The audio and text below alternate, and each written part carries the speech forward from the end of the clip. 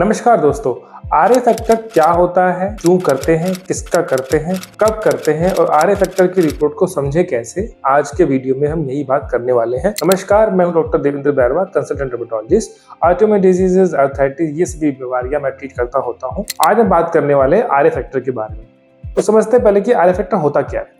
Are A factor rheumatoid arthritis factor या फिर simply कहूं तो रोमेटॉइड फैक्टर, आरएफ जो है एक तरह का एंटीबॉडी है और ये जो है कॉमनली ऐसे पेशेंट्स के ब्लड में मिलता है जिनको कि इन्फ्लेमेटरी आर्थराइटिस यानी कि रोमेटॉइड आर्थराइटिस होता है। अब ये जो आर ए फैक्टर है इसका टेस्ट हम कब करते हैं।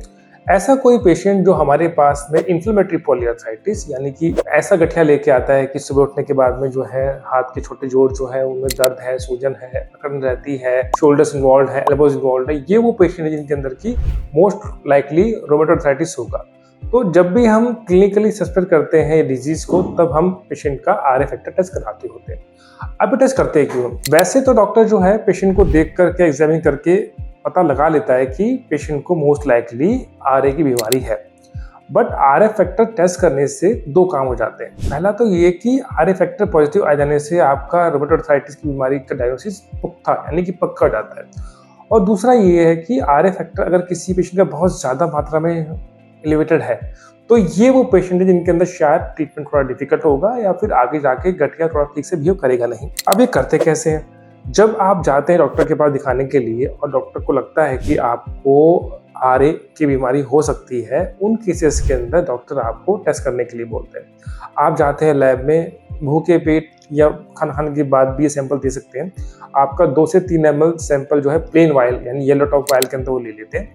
उस सैंपल को लेने के बाद सीरम अलग कर लेते हैं और वो जो है मशीन के द्वारा वो चेक करते होते हैं कि कितना आपका आर ए फैक्टर की वैल्यू है। अब देखते हैं कि आर ए फैक्टर की वैल्यू को पढ़ना कैसे है। जब भी आपके आर ए फैक्टर की रिपोर्ट आएगी आप देखेंगे कि आर ए फैक्टर की रिपोर्ट जो है वो नंबरों में आती है, यानी 8, 9, 10 ऐसे करके रहती है। तो आर ए फैक्टर की जो यूनिट है नापने की वो रहती है आपकी आयु पर एमएल, मतलब आयु पर मतलब कितना इंटरनल यूनिट के अंदर आपका वैल्यू आने वाला है।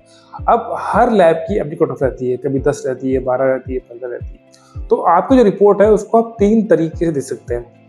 एक पॉसिबिलिटी ये है कि जो आपकी रिपोर्ट है नेगेटिव है, एक पॉजिटिव ये है कि आपकी रिपोर्ट पॉजिटिव है और एक पॉसिबिलिटी ये है कि आपकी रिपोर्ट हाईली पॉजिटिव है। एग्जाम्पल के तौर पे मान लीजिए अगर आपके लैब में जो कट ऑफ थी वो 12 की थी, अगर आपकी वैल्यू 12 से कम आ रही है, 6, 7, 8, तो आप मानेंगे कि आपका आर ए फैक्टर नेगेटिव है। अगर किसी की वैल्यू 12 से ऊपर है, 15 है, 20 है, 25 है, तो हम मानेंगे कि आर ए फैक्टर पॉजिटिव है।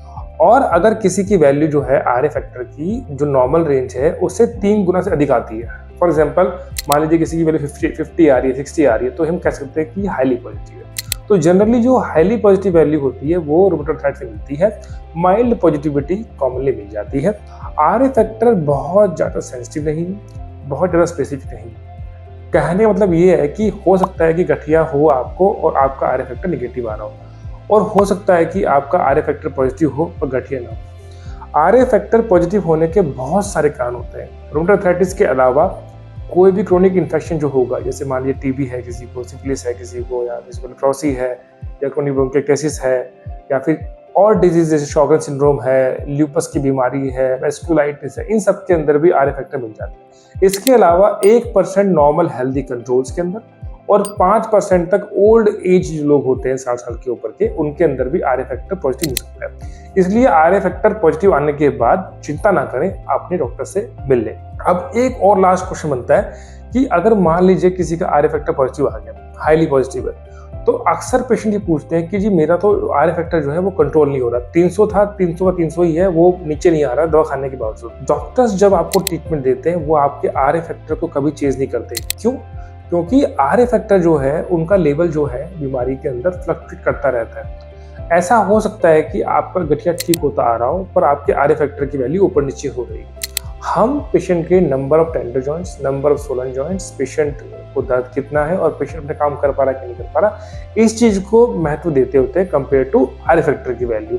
तो अगर आपका आर ए फैक्टर हाई था और आप उसको बार बार चेज कर रहे हैं कि मेरा आर ए फैक्टर कम नहीं हो रहा है, कम नहीं हो रहा है, तो आपको चिंता करने की जरूरत नहीं है। आप ये देखिए कि आपका गठिया ठीक होके आ रहा है कि नहीं आ रहा है। आर ए फैक्टर को लेकर के अगर आपके मन में कोई भी सवाल है, कोई प्रश्न है, कुछ कमेंट बॉक्स में छोड़ करके आप पूछ सकते हैं, हम आपसे जरूर पहुंचेंगे। अगले हफ्ते फिर मिलेंगे कोई नया टेस्ट लेकर के, तब तक के लिए नमस्कार।